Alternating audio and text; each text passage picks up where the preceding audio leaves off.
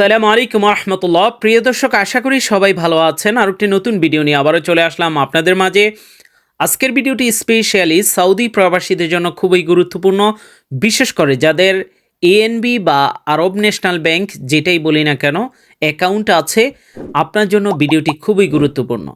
বিশেষ করে অনেক সময় আমরা দেখাচ্ছি বিভিন্ন লেনদেনের কারণে হইতে পারে বা ইনফরমেশন আপডেটের কারণে হইতে পারে, বিভিন্ন রিজনের কারণে আমাদের অ্যাকাউন্টগুলো হঠাৎ করে পজ করে দেয় বা সাময়িকভাবে স্থগিত করে দেয়। এমনটা আমার সাথেও হয়েছে। দেখুন, এখানে কিন্তু আমাকে বলা হয়েছে সাময়িকভাবে আমার অ্যাকাউন্টটি তারা অফ করে রেখেছে, কারণ আমার ইনফরমেশন আপডেট করার জন্য। আমি কিন্তু অলরেডি একবার গিয়েছিলাম আরও ২-১ বছর আগে, তারপরও আবারও আসলো। তো এটা এখানে আমি বাংলায়ও দেখিয়ে দিচ্ছি, দেখতে পাচ্ছেন। তো এটা আপনি অ্যাপসের মাধ্যমেও করতে পারবেন অথবা ব্রাঞ্চে গিয়েও করতে পারবেন। আপনি যদি অ্যাপসের মাধ্যমে করতে চান, আরব ন্যাশনাল ব্যাংক বা এএনবির যে অ্যাপসটি আছে সেটাতে প্রবেশ করতে হবে। আপনি আপনার ইউজার পাসওয়ার্ড দিয়ে প্রবেশ করে নেবেন। আর ছোট্ট একটি অনুরোধ থাকবে, আমাদের চ্যানেলটি সাবস্ক্রাইব করবেন। যদি ভিডিও ভালো লাগে অবশ্যই শেয়ার করে দিবেন। যারা ফেসবুক থেকে দেখছেন, ফেসবুক পেজটি ফলো রাখবেন। তো দর্শক, আমরা হোম পেজে চলে আসলাম। দেখুন, আমাদের অ্যাকাউন্টে আমরা যখনই টাচ করব, আপনি আমরা যখনই মেসেজ পেয়েছি সাথে সাথেই আমাদের অ্যাকাউন্টে টাচ করার পর এখানে দেখুন আমাদের অ্যাকাউন্টে কিন্তু বর্তমানে ডিএক্টিভ অবস্থায় আছে। তো আমরা ইনফরমেশনটা আপডেট করার পরেই কিন্তু এখানে অ্যাকাউন্ট স্ট্যাটাসও দেখতে পাচ্ছেন। এখন কিন্তু সাময়িকভাবে বন্ধ করা আছে আমাদের অ্যাকাউন্ট। আমরা কিন্তু টাকা উত্তোলন করতে পারবো না। তো এইটা অ্যাপসের মাধ্যমে আমি সমাধান করেছি, আপনারাও ইনশাল্লাহ পারবেন। উপরে দেখুন প্রোফাইলে আইকন আছে, এই প্রোফাইলে টাচ করতে হবে।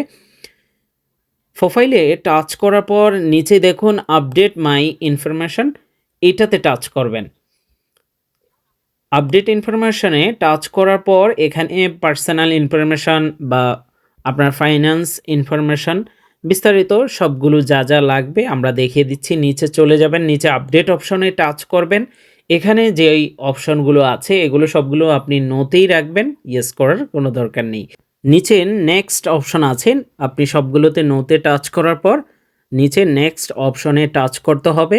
এরপরে পরবর্তী অপশনে চলে যাবে।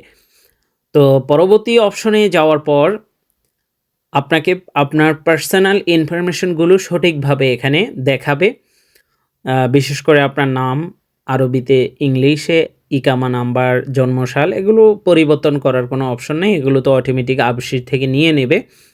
তো এগুলো পরিবর্তন হবে না, এখানে যা যা আছে তাই থাকবে। টাইটেল মিস্টার দিয়ে দিবেন, আপনি যদি অবশ্যই মেল হয়ে থাকেন মিস্টার থাকবে। এডুকেশনাল লেভেল মানে আপনি কতটুকু পড়াশোনা করেছেন সেটা। আপনি যদি বিবাহ করে থাকেন, অ্যাকাউন্ট খোলার সময় সিঙ্গেল দিয়েছেন, এখন আপনি বিবাহ করে থাকলে মেরিট দিয়ে দিতে পারেন। এবং ল্যাঙ্গুয়েজটা অবশ্যই ইংলিশে রাখবেন, তাহলে আপনার সব মেসেজগুলো ইংলিশে পাবেন। নিচ থেকে নেক্সটে আপনি টাচ করবেন এই তথ্যগুলো ফিল আপ করার পর। এবার হচ্ছে আপনি প্রথমেই আপনি কোন সেক্টরে জব করেন, আমরা সবাই 5 সেক্টরে জব করি। এরপরে আপনার এখানে যদি আপনার এটা ফিল আপ করা থাকে সেগুলো আপনাকে ধরার দরকার নেই, যেগুলো ফিল আপ করা আছে অলরেডি। এরপর আপনার প্রফেশন সিলেক্ট করবেন। মেইন ইনকাম কোথায় থেকে আসে, সেটা স্যালারি থাকবে, বা যদি থাকে সেটা স্যালারিতেই রাখবেন। সেকেন্ড অফ এডিশনাল ইনকাম, আপনার কোনো বাড়তি ইনকাম আছে কিনা, যদি থাকে দিবেন, না থাকলে দরকার নাই। তো এখানে আমি দিয়ে দিচ্ছি, যেমন আমি ধরুন বোনাসটা দিয়ে দিলাম আমি।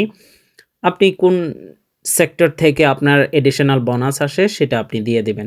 মান্থলি কত টাকা ইনকাম করেন এটা আপনি 0 থেকে 3K, আর যদি আপনার 3000 রিয়ালের উপরে হয় তাহলে 3 থেকে 5K দিবেন। অতিরিক্ত দিবেন না, কারণ বর্তমানে কিন্তু খুবই সব কিছু নাফার থেকে অটোমেটিক চলে আসে। এডিশনাল ইনকামও 0 থেকে 3K, এটাই সর্বনিম্ন, এটাই দিয়ে দেবেন।